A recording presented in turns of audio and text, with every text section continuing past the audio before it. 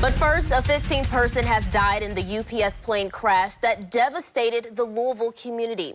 Tonight, we're learning more about Alan Rodriguez Colina, who died from his injuries on Christmas Day. He was an employee at Grade A Auto. WLKY's DeAndrea Turner spoke with the company's CEO today, and she joins us live now. DeAndrea.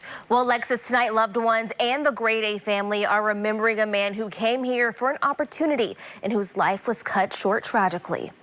He was just a really good man. On the evening of November 4th, Alan Rodriguez Colina was inside the Grade A warehouse when an MD-11 UPS cargo plane crashed during takeoff. He was with a customer and another employee who were both killed. Alan managed to run out of the building but suffered severe injuries, including burns to nearly half of his body, and was placed in a medically induced coma.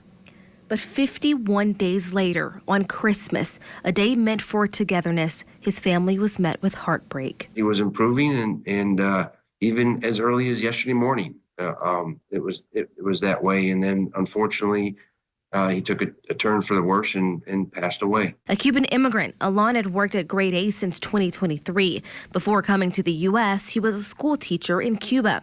Grade A CEO Sean Garber remembers the man who came seeking a new beginning. He came here with several of his family members, and he was just looking for an opportunity, like many do. And we hired him as a general laborer, but he's such a bright man. But that brightness is gone now, leaving his colleagues and family, including his mother and two older siblings here in Louisville, struggling to make sense of it all. They're grief-stricken and trying to process why it happened, because it shouldn't have happened. It was avoidable, and why it happened on Christmas. There's so many things that just shouldn't happen. Alan and everybody else who perished came to Grade A that day with the expectation of going home. And that's what they should have been able to do, and they weren't able to do that.